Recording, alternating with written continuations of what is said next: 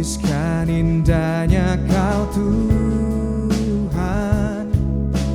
Bagimu segala pujian dan kemuliaan.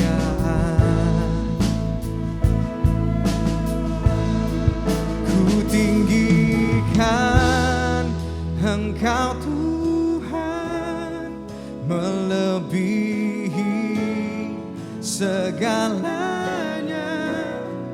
Lebih dalam ku menyembah, di dalam roh dan kebenaran selamanya.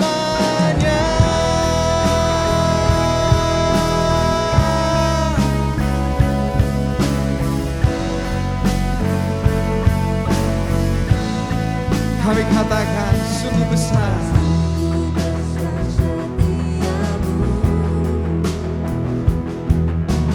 nyata di sepanjang hidupku. Daramu telah layakkan kehidupanku. Tiada kata yang bisa, tiada kata yang bisa lukiskan indahnya Kau Tuhan. Bagimu segala pujian dan kemuliaan. Oh, oh, oh.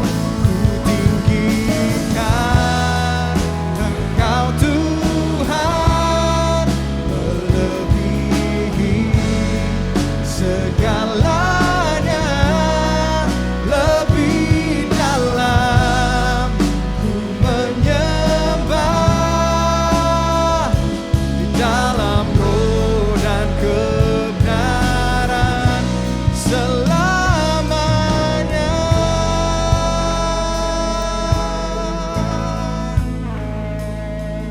Dalam roh dan kebenaran.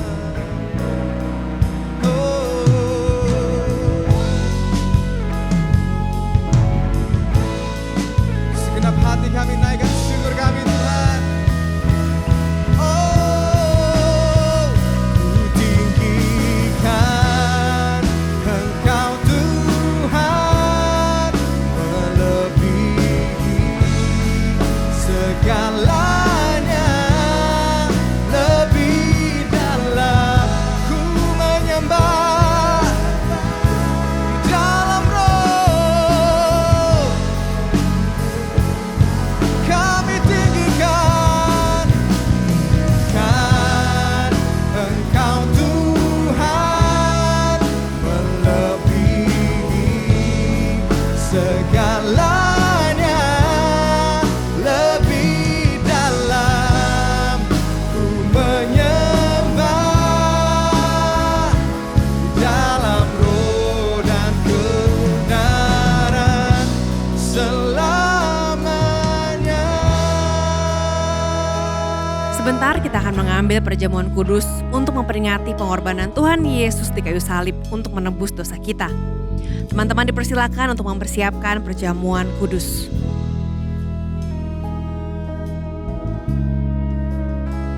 Perjamuan kudus ini diperuntukkan bagi orang-orang yang telah menerima Yesus Kristus sebagai Tuhan dan Juru Selamat secara pribadi.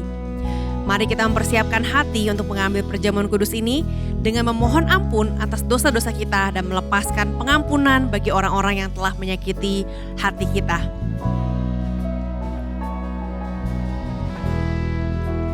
Sebab apa yang telah kuteruskan kepadamu telah aku terima dari Tuhan, yaitu bahwa Tuhan Yesus pada malam waktu ia diserahkan mengambil roti dan sesudah itu ia mengucap syukur atasnya. Ia memecah-mecahkannya dan berkata, inilah tubuhku yang diserahkan bagi kamu, perbuatlah ini menjadi peringatan akan aku.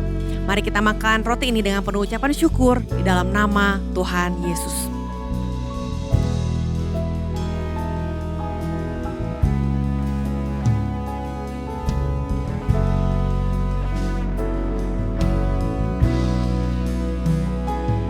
Demikian juga ia mengambil cawan sesudah makan lalu berkata, Cawan ini adalah perjanjian baru yang dimeteraikan oleh darahku. Perbuatlah ini setiap kali kamu meminumnya, menjadi peringatan akan aku. Sebab setiap kali kamu makan roti ini dan minum cawan ini, kamu memberitakan kematian Tuhan sampai Ia datang. Mari kita minum anggur ini dengan penuh ucapan syukur di dalam nama Tuhan Yesus.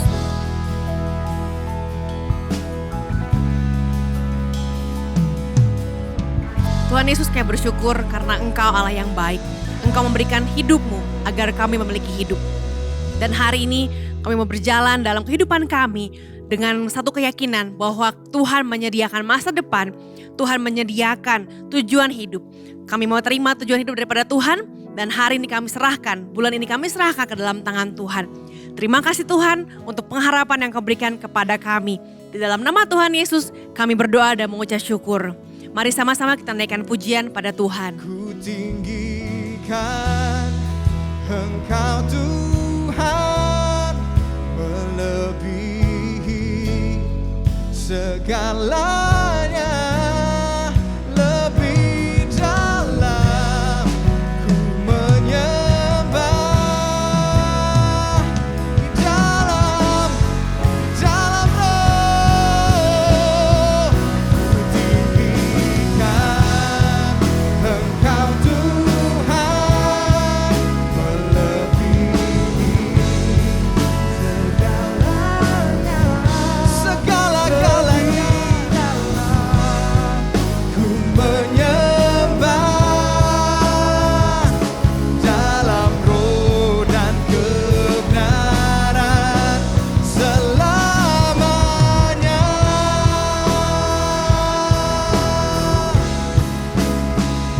Di dalam roh dan kebenaran selamanya.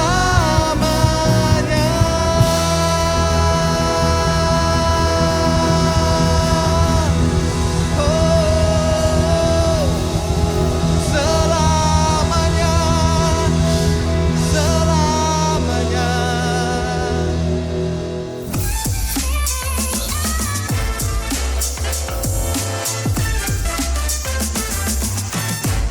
Hello young people, welcome back to Radiance Online Service. Hari ini kita memasuki minggu pertama di bulan Desember. Sebulan lagi kita akan masuk ke tahun 2024. Kita mau mengakhiri tahun 2023 dengan penuh kemenangan. Mari kita siapkan hati kita untuk mendengar tuntunan firman Tuhan di bulan Desember ini. Tuhan Yesus, kami bersyukur Tuhan menuntun kami selama 11 bulan di tahun 2023. Dan kami memasuki bulan yang terakhir dengan penuh sukacita. Kami mau menyambut kelahiranmu, kami mau menyambut tahun yang baru dengan hati yang penuh berserah pada Tuhan. Izinkan kami untuk mengerti kehendak-Mu sehingga kami dapat melangkah dengan penuh keyakinan bahwa Tuhan menyertai langkah kami. Dalam nama Tuhan Yesus kami berdoa. Amin. Teman-teman, kita semua tahu kalau tempat kita tinggal ini disebut planet bumi. Ada dong pelajarannya di waktu SD ya. Nah, suatu hari ada seorang saintis. Dia sedang meneliti tentang planet bumi ini. Dia mulai melihat, dia mulai pakai teropong, dan dia research. Ternyata bumi punya tetangga. Ada yang tahu teman-teman tetangganya apa aja? Nah, di sebelah matahari itu bintang. Ternyata dia lihat, wah ternyata bumi ini mengelilingi matahari. Tapi bukan cuma bumi aja yang mengelilingi matahari. Ada Merkurius, ada Venus, ada Mars, ada Jupiter, ada Saturnus, Uranus, dan Neptunus. Yang biasa disebut tata surya. Lalu dia penasaran, masih ada lagi gak ya planet-planet lain selain tata surya ini? Atau mungkin ada bintang-bintang lain nih selain matahari. Semakin lama dia meneliti, dia cari tahu, dia coba lagi lihat sana sini. Ternyata dia menemukan bahwa bumi itu ada di dalam sebuah galaksi. Lebih besar lagi namanya galaksi. Galaksi ini punya nama yaitu galaksi Bima Sakti atau dalam bahasa Inggrisnya disebut Milky Way. Karena kelihatannya seperti jalur yang berwarna putih. Jadi disebut Milky Way. Dalam Bima Sakti sendiri ada kurang lebih 5.000-an planet. Wow, dan ada ratusan miliar bintang. Milky Way atau galaksi Bima Sakti adalah galaksi spiral yang diameternya berkisar antara 100.000 hingga 120.000 tahun cahaya. Kata sang saintis, 1 tahun cahaya itu setara dengan 9.461 triliun kilometer. Nah, can you imagine? Berarti kalau dikalikan, berarti besarnya itu kurang lebih 9.461 triliun kilometer dikali 120.000. Itulah besarnya galaksi Bima Sakti. Kamu dapat membayangkan betapa luasnya galaksi yang menjadi rumah bagi planet kita ini. Kalau dihitung pun otak kita nggak akan bisa menampungnya. Lalu sang saintis ini melihat, wah galaksi Bima Sakti ini ternyata ditempati oleh manusia. Waktu dia melihat dari jauh, manusia itu tampaknya kecil sekali. Dan kalau kita melihat sekarang ada diri saya, ada diri kamu, kita melihat diri kita ini cukup besar.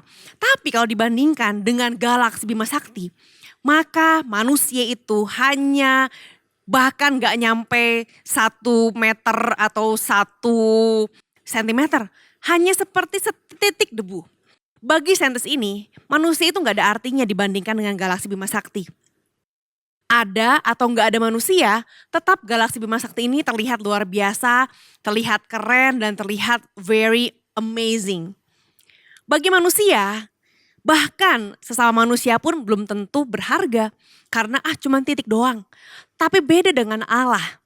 Allah kita, Tuhan Yesus, dia peduli pada manusia yang katanya cuma setitik debu itu.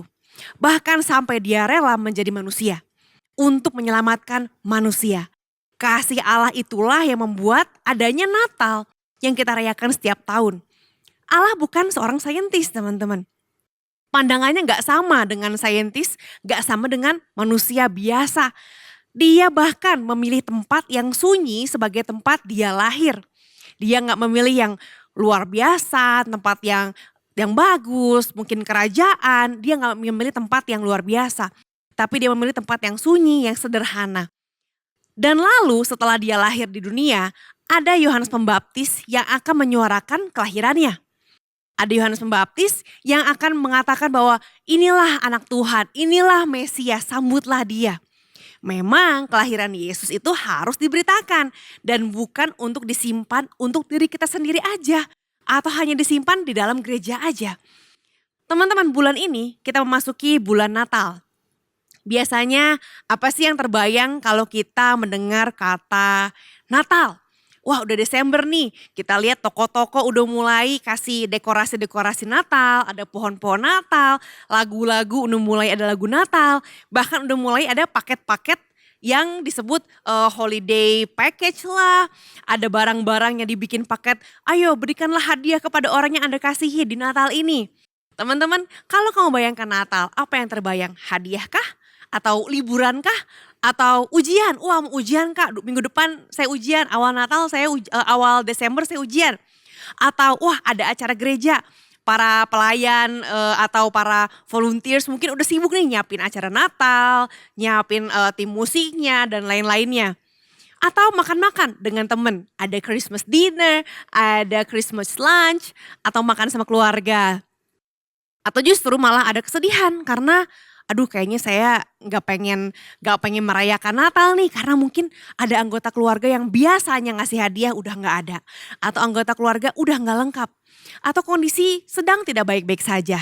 Jadi kayaknya bukan waktunya untuk melakukan perayaan-perayaan.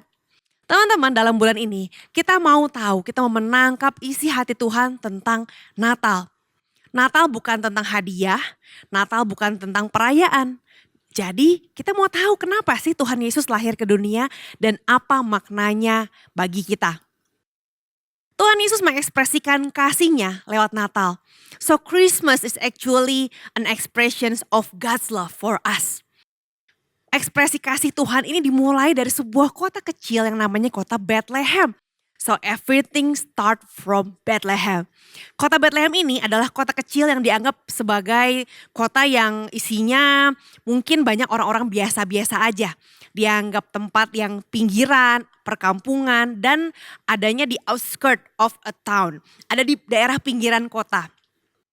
Kalau kamu mau liburan, Kalau kamu mau belanja-belanja atau mau ke tempat-tempat yang bagus, biasanya kamu mencari tempat yang mau ke pusat kota, mau lihat-lihat di pusat kota. Nah, teman-teman, waktu orang-orang zaman itu, zaman Yesus sebelum dia lahir, mendengar tentang berita bahwa akan ada King of King, ada raja segala raja, ada Mesias yang akan lahir, mereka pikir Mesias atau raja segala raja itu tidak mungkinlah lahir di Bethlehem yang kota pinggiran.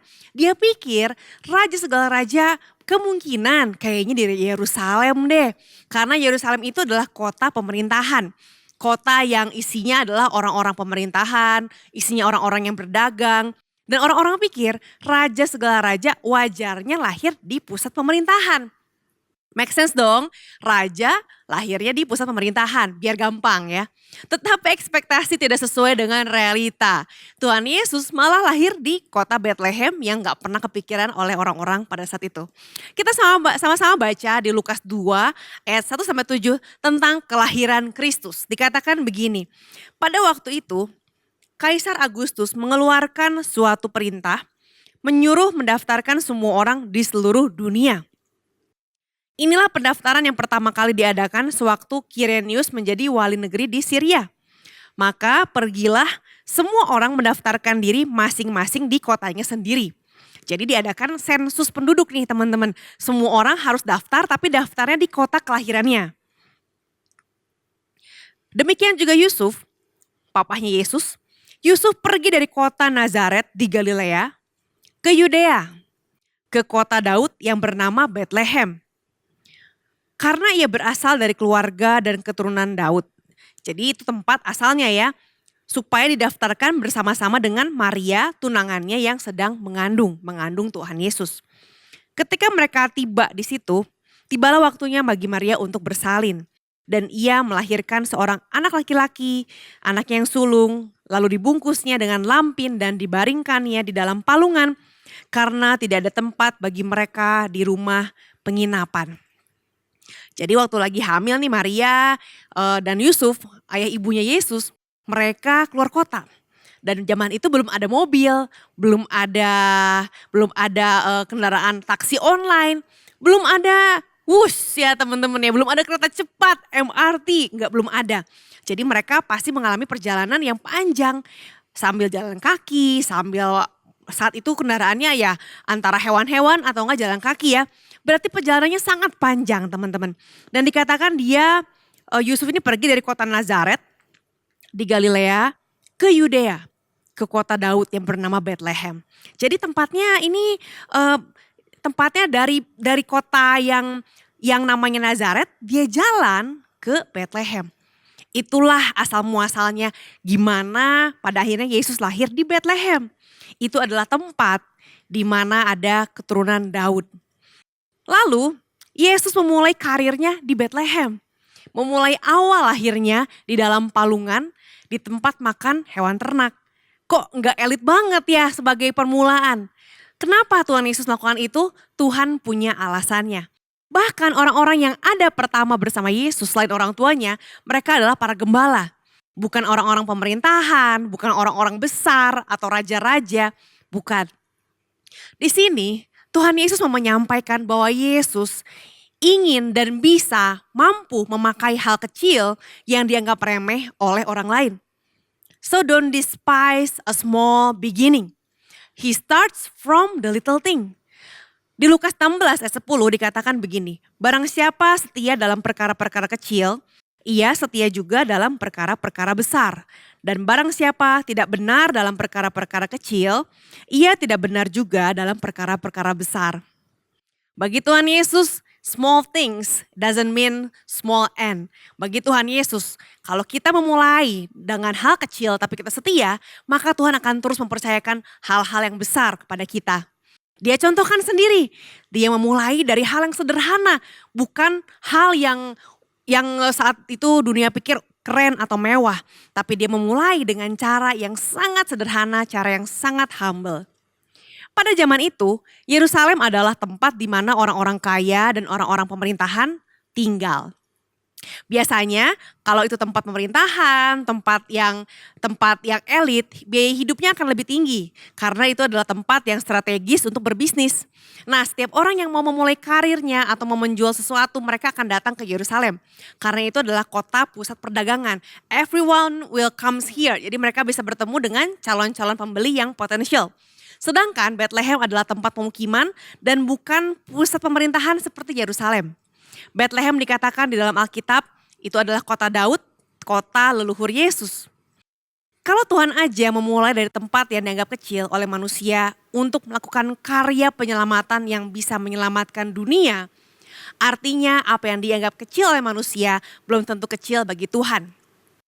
Cara pandang Tuhan dan cara pandang kita manusia sangatlah berbeda. Jadi di dalam bulan Natal ini, bagaimana cara pandang kita terhadap Tuhan dan terhadap hidup kita, itulah yang akan menentukan bagaimana cara kita menjalani hidup kita. Tuhan mau kita memulai dari perkara kecil. So, di Natal ini teman-teman, saya mau ajak kalian semua, mau nggak kamu memulai hal-hal kecil yang membawa kamu semakin dekat kepada Tuhan dan membawa kamu semakin dekat kepada rencana Tuhan dalam kehidupan kamu. That's what the Christmas are for. Natal ada, Yesus ada, lahir ke dunia untuk memberikan kita tujuan hidup, untuk memberikan kita arahan. Jangan pernah merasa bahwa saya masih kecil, saya masih umur 12, saya bukan orang yang bisa segala macam seperti si A, si B, si C. Teman-teman, don't despise a small beginning. Jangan anggap remeh awal yang kecil. Jangan anggap bahwa kalau kamu pernah gagal, maka kamu akan berakhir gagal. No, teman-teman, gimana pun awal mulanya, kalau kamu mau menjalani bersama dengan Tuhan, maka Tuhan bisa memberikan hasil akhir yang gak pernah kamu bayangkan. Hasil akhir bersama Tuhan pasti happy ending. Kalau belum happy ending, berarti belum ending. So, small things that we can start it with ada dua. Dua dulu aja teman-teman. Yang pertama, small things in responsibility, dalam tanggung jawab. Misalnya di rumah nih, ada anggota keluarga yang lagi sakit. Atau ada mungkin dedek lagi sakit, kakak lagi sakit, mama mungkin lagi sakit, papa lagi sakit. Mau gak kita bantu untuk merawat mereka? Sesimpel bikinin teh anget, sesimpel ambilin obat mereka. Teman-teman, mungkin itu adalah hal yang gak usah lah, mereka bisa ambil sendiri. Tapi waktu kita mulai melakukan hal-hal kecil, tanggung jawab kecil, maka artinya kita juga mengambil tanggung jawab di hadapan Tuhan. Kita mengatakan bahwa Tuhan, I want to take responsibility for my family. Lalu di sekolah, ada tugas sekolah, ada ulangan, ada tugas piket nih, bersih-bersih di kelas. Bagaimana responmu? Apakah kamu mengerjakan dengan maksimal? Atau kamu mencoba untuk gimana ya supaya saya gak usah ngerjain? Teman-teman, maturity doesn't come with age but with responsibility. Kedewasaan kita bukan diukur dari umurnya. Umur yang banyak bukan berarti tanggung jawab yang besar. Tetapi walaupun kamu masih muda, masih umur belasan, tapi kalau kamu mengambil tanggung jawab dan kamu bertanggung jawab atas hidupmu, atas keluargamu, atas sekolahmu, cara belajarmu, gaya hidupmu, kamu adalah orang yang dewasa. Yang kedua, care, sikap peduli. Misalnya kalau ada sampah di lantai gereja atau sampah di lantai kelas, apa yang kamu lakukan? Apakah kamu biarkan aja, itu kan bukan saya yang buang, biar aja deh nanti aja OB yang bersihin. Atau nanti deh biarin aja orang lain yang bersihin. Atau kamu melakukan apa yang mampu dan bisa kamu lakukan. Lalu misalnya lagi di mobil, lagi di kendaraan online, kamu punya sampah di tangan nih, bekas makan ciki, bekas minum-minuman yang tadi kamu beli di warung. Kira-kira gimana nih, dibuang ke jalan? Dilempar aja? Atau kita simpan dulu sampai kita menemukan tempat sampah dan kita buang pada tempatnya? Sesimpel itu teman-teman. Dan misalnya ada teman kita atau adik atau ada orang-orang yang di sekitar kamu di kelas kelihatannya kesulitan mengerjakan tugas. Apa yang kamu lakukan? Sesimpel kamu menolong mereka atau memberikan arahan, give direction. Kamu bingung sama tugas-tugas kamu ya? Nih kayak gini loh arahannya. Tapi jangan memberi contekan ya teman-teman. Karena Tuhan mau kita mengajarkan dan tetap jujur. Everything starts from ourselves. Everything have its own starts. Semuanya ada langkah pertamanya. Do the small things consistently and it will lead to big things. Teman-teman, kalau hari ini kita belajar bahwa semua dimulai dari hal yang kecil. Sama seperti karya penyelamatan Yesus yang dimulai dari kota yang kecil yaitu Bethlehem. Bahkan dia memulai dari tempat yang tidak dilihat oleh orang yaitu kandang domba. Gimana pun keadaan kalian, hari ini Tuhan mau pakai kamu, Tuhan mau untuk membawa kamu, untuk membawa berkat, untuk menjadi berkat bagi siapapun yang ada di sekitar kamu. Siapapun kamu, you can do a big things with Christ. Kalau kamu hari ini mau agar hidup berarti, ini waktunya. Terimalah Tuhan Yesus sebagai Tuhan dan Juru Selamat dan mulailah melakukan hal-hal kecil yang akan berdampak besar jika dilakukan secara berulang-ulang. Teman-teman, kalau kamu orangnya, kamu mau menerima Tuhan Yesus, kamu mau mengizinkan Dia lahir dalam hidupmu, saya mau ajak kamu untuk meletakkan tanganmu di dada dan mari kita berdoa. Tuhan Yesus, saat ini Engkau melihat anak-anak-Mu Tuhan yang mengambil keputusan untuk menerima Tuhan Yesus sebagai Tuhan dan Juru Selamat. Kami meminta agar Tuhan menjamah mereka dimanapun mereka berada. Dan Tuhan jadilah Raja dalam kehidupan mereka. Bawa mereka untuk mengalami hal-hal yang ajaib. Obati luka hati mereka, isi dengan kasih-Mu yang tidak pernah habis. Kami minta Tuhan mulai hari ini jadilah Tuhan dan jadilah Raja dalam hidup setiap teman-temanku ini. Biar Tuhan yang bawa mereka untuk mengalami kejadian-kejadian yang luar biasa bersama-sama dengan Tuhan. Nah, hari ini Tuhan kami memutuskan untuk mulai mengambil small things yang akan berdampak besar. Kami mau belajar untuk konsisten dalam small things sehingga Tuhan dapat memakai kami menjadi berkat yang besar bagi dunia ini. Kami tahu Tuhan, mungkin kami pikir kami gak bisa apa-apa, tapi bersama Tuhan kami akan mampu memberkati banyak orang. Kami serahkan hidup kami ke dalam tangan Tuhan. Kami mau mulai small things yang membawa dampak yang positif bagi lingkungan kami. Nah, hari ini Jemaat Allah, angkatlah tanganmu, terimalah berkat Tuhan dalam nama Bapa, Putra, dan Roh Kudus. Biar berkat Allah yang menjadikan kau berhasil dalam apapun yang kau kerjakan. Biar bulan terakhir di tahun 2023 ini menjadi bulan yang bermakna dan menjadi berkat bagi banyak orang. Dalam nama Tuhan Yesus, terimalah berkat Allah. Kami berdoa, kami serahkan ke dalam tangan-Mu. Amin. Teman-teman, bulan ini kita merayakan Natal dan kita merayakan Natal di tanggal 13 Desember, Natal untuk pelajar dan mahasiswa. Undang semua teman-temanmu SMP, SMA dan mahasiswa untuk bergabung dalam perayaan Natal kita tahun 2023. So, kalau teman-teman masih perlu didoakan, kamu bisa scan QR code di bawah ini. Ada teman-teman pendoa yang siap untuk mendoakan kalian. So, happy weekend, God bless you.